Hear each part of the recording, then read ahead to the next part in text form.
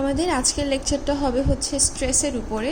এর আগের ক্লাসে আমরা স্ট্রেইনের উপরে দেখেছি যে সেখানের ম্যাথ আমরা করেছি এবং স্ট্রেইন কী জিনিস সেটা নিয়ে আলোচনা করা হয়েছে। আজকে আমরা যেটা দেখব সেটা হচ্ছে স্ট্রেস। স্ট্রেস মানে কি? স্ট্রেস হচ্ছে গিয়ে ফোর্স বাই এরিয়া, তার মানে পার ইউনিট এরিয়াতে যতখানি ফোর্স কাজ করে সেটাই হলো গিয়ে স্ট্রেস। আমরা এরপরে যদি আসে যে আমরা যেহেতু বলছি পার ইউনিট এরিয়া, তার মানে যে কোনো একটা বস্তুর আমরা হচ্ছে গিয়ে এরিয়ার উপরে কতখানি লোড আসছে আমরা সেটা কনসিডার করছি।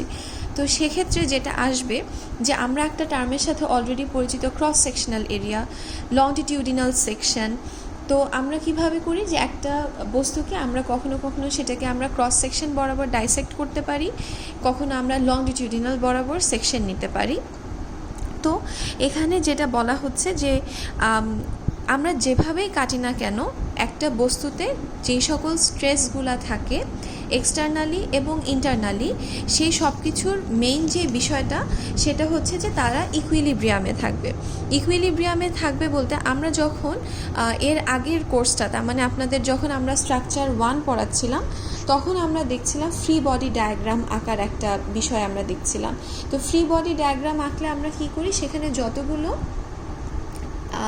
এক্সটার্নাল যেসব ফোর্সেসগুলো আছে সেই সকল এক্সটার্নাল ফোর্স নিয়ে আমরা কাজ করি। এবং একটা জিনিস খেয়াল রাখবেন যে একটা বস্তুর ওয়েট বা সেটার আশেপাশে যে সকল সাপোর্টগুলো আছে সেখান থেকে যেই ধরনের রিয়াকশানগুলো তৈরি হয় এই সব কিছুই এক্সটার্নাল ফোর্স। তাহলে এখানে ইন্টারনাল ফোর্সটা আসলে কি?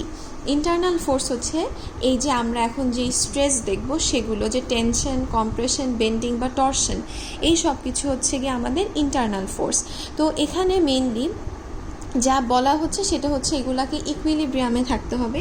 দ্যাট মিন্স যে সবসময় যে কোনো কিছু ইকুইলিব্রিয়ামে থাকার জন্য কি হবে, externally applied forces to one side of any arbitrary cut must be balanced by the internal forces developed at the cut, or briefly the external forces are balanced by the internal forces.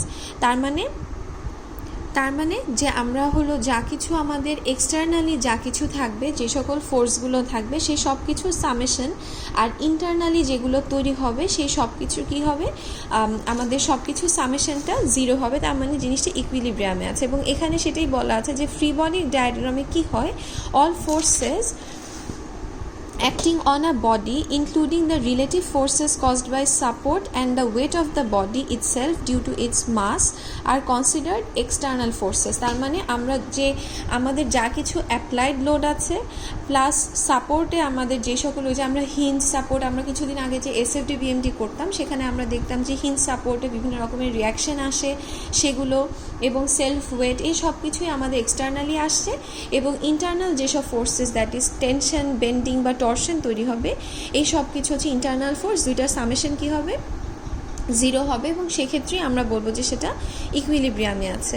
এখন stress মানে কি, আমরা normally তো জানি যে stress হচ্ছে force by area, তো সেটাতে কোনো সমস্যা নেই। এখন স্ট্রেস আছে বিভিন্ন রকমের।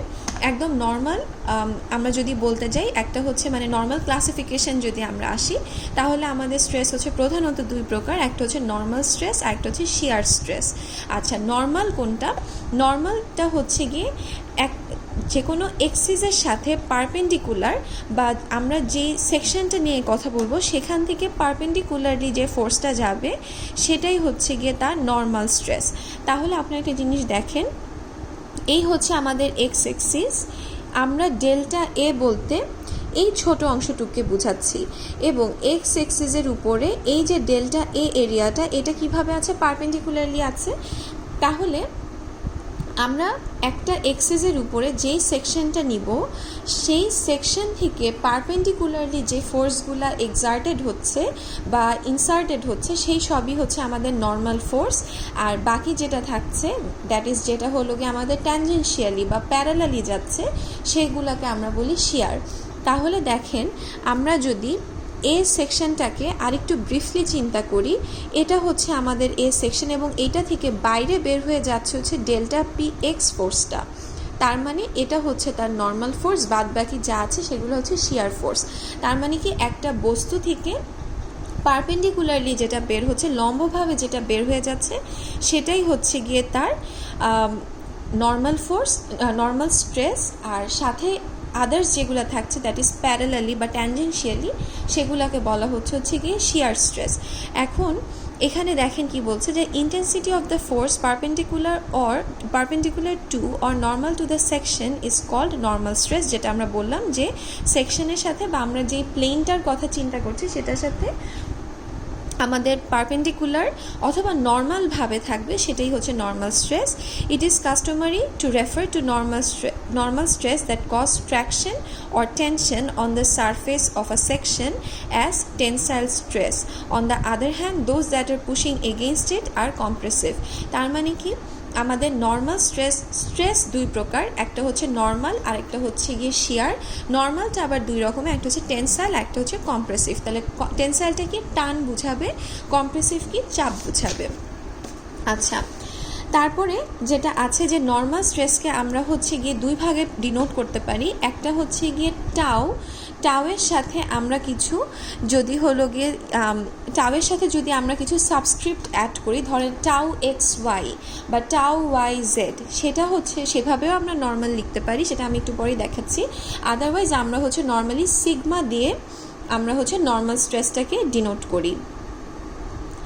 আচ্ছা, তাহলে এরপরে এখানে বিভিন্ন ইউনিটের কনভার্সনগুলো দেয়া আছে। এগুলো অবশ্যই আপনাদের জন্য খুব ইম্পর্টেন্ট, কারণ ম্যাথ করার সময় কখনোই সেম ইউনিটের অঙ্কগুলো থাকে না, তো কনভার্সনগুলো কিভাবে করতে হয় সেটা আপনাদের খেয়াল করতে হবে। এরপরে আসছে হচ্ছে স্ট্রেস টেনসর। টেনসরটা কি, যে একটা প্লেনে কত রকমের স্ট্রেস কাজ করতে পারে। আপনারা এখন একটা জিনিস দেখেন যে ধরেন এটা এক্স, এটা ওয়াই, এটা জেড।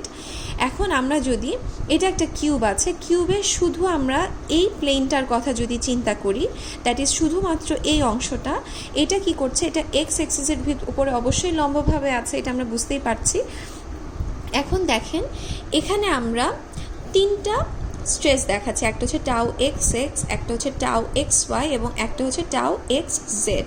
এখন এটা দিয়ে আসলে কি বোঝায়, আমরা এই যে বলছি টাউ এক্স এক্স, তাহলে এটা দিয়ে আলটিমেটলি কি বোঝাচ্ছে, এই যে সাবস্ক্রিপ্টগুলো আছে, এই সাবস্ক্রিপ্টগুলো দিয়ে যেটা বোঝায় সেটা হচ্ছে গিয়ে ধরেন এটাকে আমরা প্রথমে কনসিডার করছি এক্স এক্সিস। তাহলে এই যে আমরা যে ফোর্সটা দেখতে পাচ্ছি এটা আসলে কোন ডিরেকশনে কাজ করছে, এটা হচ্ছে এক্স প্লেনের উপরে আছে প্লাস এক্স ডিরেকশনে কাজ করছে। তাহলে আমরা কি লিখছি টাউ এক্স এক্স, তার মানে হচ্ছে আমরা যেই প্লেনটার কথা চিন্তা করছি, এই ফোর্সটা যেই প্লেনের উপরে আছে সেটা হচ্ছে এক্স এক্সিসের উপরে আছে, এই জন্য এক্স। এরপরে এই ফোর্সটার ডিরেকশন হচ্ছে এক্স এক্সিস বরাবর, এই জন্য এক্স। এখানে লেখা আছে টাউ এক্স ওয়াই, কেন, কারণ আমাদের যেই প্লেনের উপরে টাউ এক্স ওয়াই ফোর্সটা কাজ করছে সেটা হলো গিয়ে এক্স এক্সিসের উপরে অবস্থিত, তাই টাউয়ের পরে আমরা লিখলাম এক্স, এবং এই ফোর্সটা ওয়াই ডিরেকশনে আছে, এই জন্য আমরা লিখলাম এক্স ওয়াই।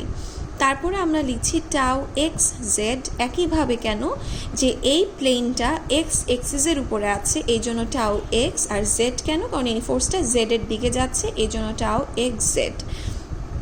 আচ্ছা, তাহলে এই জিনিসটা আপনাদের খেয়াল রাখতে হবে যে যখন আমরা টেন্সরগুলো করি তখন আমাদের এই যে ডাবল সাবস্ক্রিপশন, তো এই ডাবল সাবস্ক্রিপ্ট দিয়ে আমরা কি বুঝাই, প্রথমটা বুঝাচ্ছে যে যেই প্লেন থেকে আমাদের এই স্ট্রেসটা বের হচ্ছে সেই প্লেনটা কোন এক্সিসের উপরে দাঁড়ানো, এবং দ্বিতীয়টা হচ্ছে তার ডিরেকশন। এখন আমরা যদি এটার কথা চিন্তা করি, এই সাদাটা, এইটা কোন এক্সিসের সাথে আছে, ওয়াই এক্সিসের উপরে আছে, তাই না, এটা কানেক্টেড কার সাথে, ওয়াই এক্সিসের সাথে, ওয়াই থেকে বের হয়ে এসছে এটা।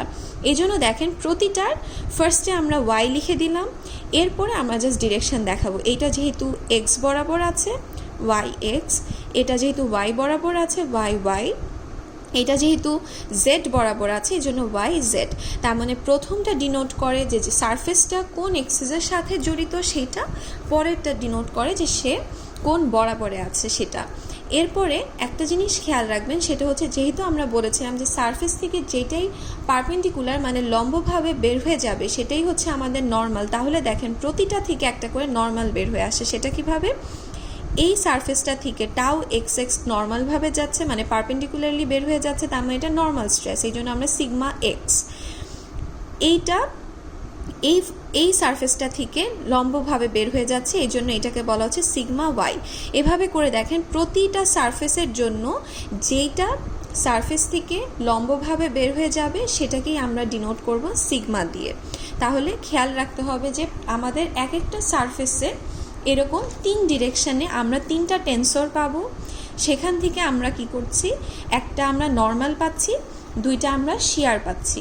কারণ আমরা যদি টেন্সরটা হিসাব করি কিভাবে, কোন প্লেনের উপরে স্ট্রেসটা আছে সেটা, এবং তারপর তার ডিরেকশন দেখিয়ে, এবং প্রতিটা প্লেন থেকে যেই টেন্সরটা নর্মালি বা পারপেন্ডিকুলারলি বের হয়ে যাচ্ছে সেটাই হলো আমাদের সিগমা, তার মানে নর্মাল। আর বাদ বাকি যেই 2টা থাকছে সেই 2টাকেই বলা হয় হচ্ছে গিয়ে শিয়ার। তো এখন আমাদের যেটা আসবে সেটা হচ্ছে যে তাহলে আমাদের প্রতিটা প্লেনে আসলে কয়টা করে ফোর্স থাকে। প্রতিটা প্লেনে আমরা একটু আগে যেটা দেখছি যে একটা করে শিয়ার, 2টা করে শিয়ার থাকে এবং একটা করে নর্মাল থাকে। প্রতি প্লেনে একটা নর্মাল থাকবে, 2টা শিয়ার থাকবে, একটা করে নর্মাল থাকবে, 2টা করে শিয়ার থাকবে। এটা আমরা দেখছি প্রতিটা প্লেনেই এভাবেই কাজ করছে। এখন একটা ইন্টারেস্টিং জিনিস ঘটে, সেটা হচ্ছে আমরা যদি এই ছবি থেকে যা কিছু পেলাম সব কিছুকে যদি আমরা এই জায়গায় নিয়ে আসি, দ্যাট ইজ এক্স, তারপরে সব ওয়াইগুলো লিখছি, তারপর সব জেডগুলো লিখছি, আমরা এভাবে করে এটাকে সাজিয়ে নিলাম, তাহলে আমরা দেখতে পাচ্ছি টাউ এক্স এক্স মানে সিগমা এক্স ছিল, এখানে বলা ছিল টাউ এক্স এক্স মানে সিগমা এক্স, তাহলে আমি সেটা সিগমা এক্স দিলাম। টাউ ওয়াই ওয়াই মানে sigma y, tau z z মানে সিগমা জেড। এইটা হচ্ছে একটা কম্বিনেশন হলো কিসের, আমাদের সব নর্মাল এবং সব শিয়ারগুলোর একটা কম্বিনেশন, আর কিছুই না।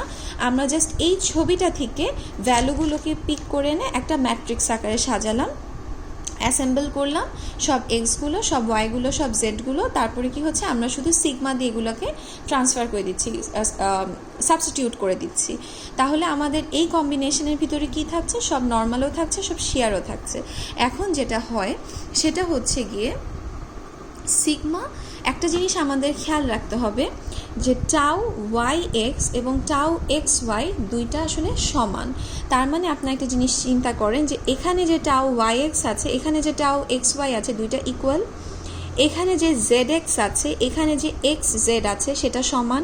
আবার জেড ওয়াই আর ওয়াই জেড সমান। তার মানে কি, এই 6টা থেকে আলটিমেটলি আমরা যে কোনো 3টা রাখবো। ঠিক আছে, তাহলে আমরা ফার্স্টে দেখছিলাম যে আমাদের পুরা টেন্সরটা থেকে আমাদের অনেকগুলো এলিমেন্ট আসলো, তারপরে সেই এলিমেন্টগুলোকে আমরা যখন নর্মাল দিয়ে সাবস্টিটিউট করলাম তখন আমরা এরকম একটা ফিগার পেলাম। এরপরে আমরা জানতে পারছি যে ওয়াই এক্স এবং এক্স ওয়াই 2টা জিনিস সমান, তাই আমরা কি করছি, এখানে যে বাকি 6টা শিয়ার রয়ে গেল সেটাকে যেহেতু একটা সমান আরেকটা, তার মানে আমরা একটা একটা করে কমিয়ে দিলে আমরা কি পাচ্ছি, 3টা শিয়ার। তার মানে প্রতিটা সারফেসের জন্য আমরা একটা করে নর্মাল পাচ্ছি, একটা করে শিয়ার পাচ্ছি।